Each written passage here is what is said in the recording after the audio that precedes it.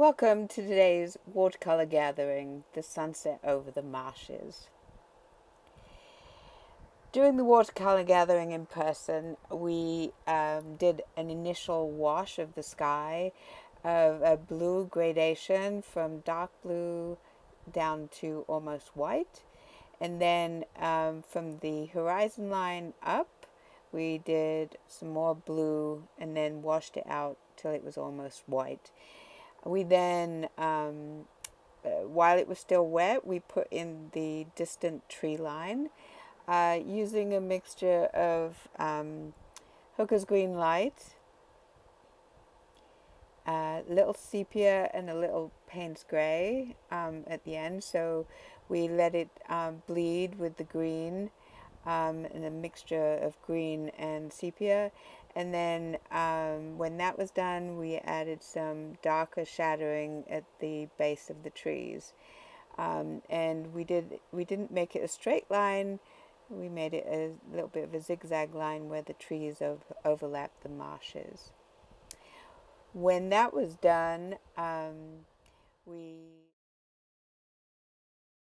once the blue, ultramarine blue in the sky was dry, we added the permanent rose in the middle. We started in the middle with the darker color, and then we feathered it out so that it blended almost to nothing next to the blue either side of it, or above and below it. While the sky and the distant tree line were drying, we moved to the foreground and put in some splashes of color, a mixture of Hooker's Green Light and once again some sepia to give it that earthy tone. We left some white of the paper that you can still see behind the grass. This was just a layer to give us some background color.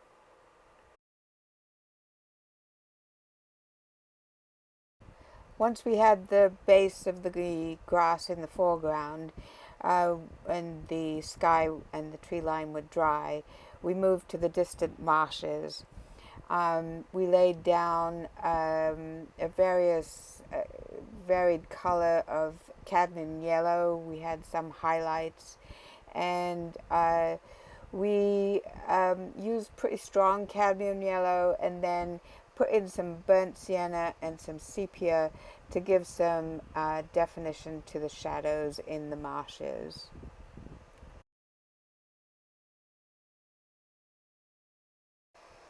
So once everything else was dried, we had to put in some detail of that far bank and some color in the water. Now, since the sun had already gone down, the water was looking very gray. So using a 1/2-inch flat brush, just added some light mixture, watery mixture of Payne's Gray, maybe a little sepia in it, just to add some ripples into the water. And then on the far bank, I used a #1 rigger brush with some intense paint on it. And I used the rigger brush on its side to pick up the hills of the 140-pound cold press paper. And you can see that in there. And then put a stronger line at the top to define the top part of where the marsh meets the bank of the river.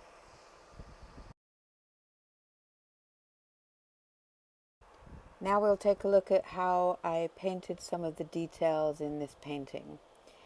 I'm about to get a fan brush. It's an oil painting brush. It has quite stiff bristles.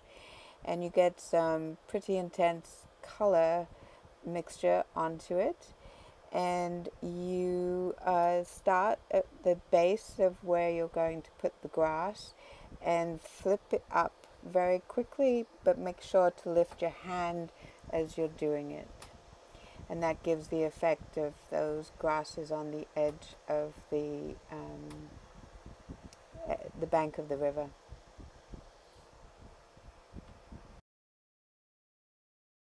Once I had used the fan brush, I went in with the rigger brush to add some more detail to the grasses so that it had some depth.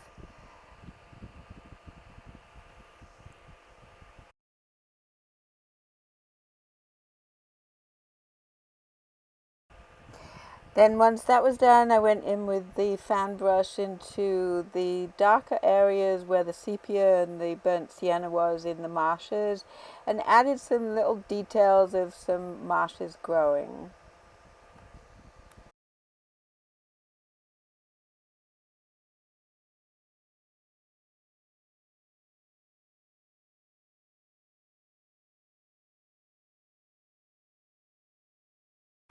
Now I'm going to move to the foreground, the grass in the foreground, and you can see the color laid in the initially. And I'm using the fan brush again to put in some details of the grass. I'm going to try and start work in the far end or the far foreground closest to the water, and then build up gradually towards the foreground. And I find it's easier for me to move the pad around or your board around, whichever you're using. Um, and then I realized I hadn't finished doing that post that was sticking out of the grass there. So I'm just finishing up the post, putting a mixture of the Hooker's Green Light and sepia to add the shadow, and then going back in with some water to feather it out a bit to give the impression of round posts.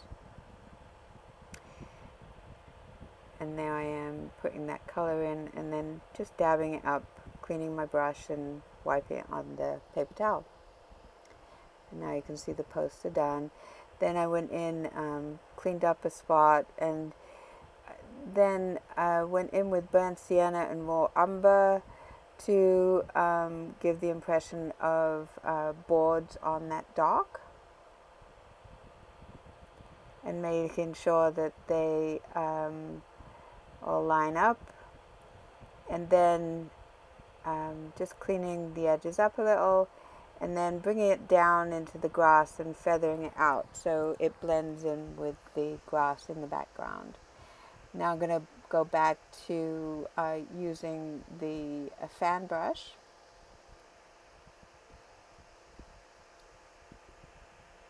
And you have to kind of test it, make sure you have enough paint on your brush, but not too much so that it blobs.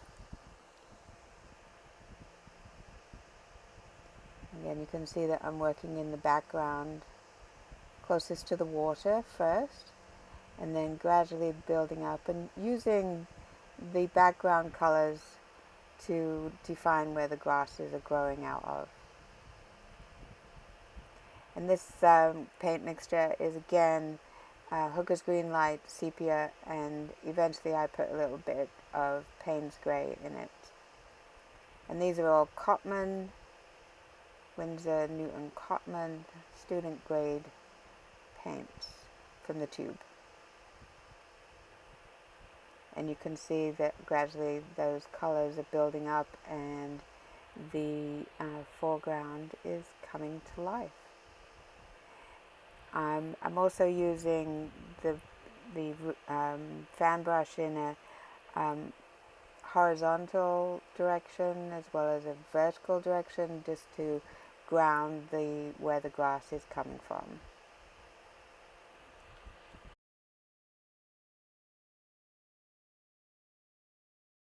So this is the original painting I did from a photograph I had taken in South Carolina in the lowlands.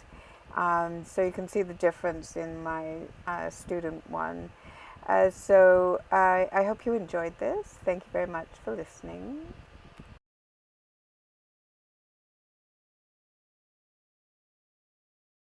Thank you for joining me today. Hope you enjoyed this demonstration.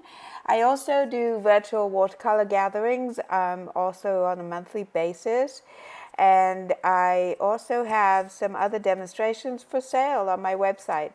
So go and see me at janemayjones.com or at magicalearthwomen.com.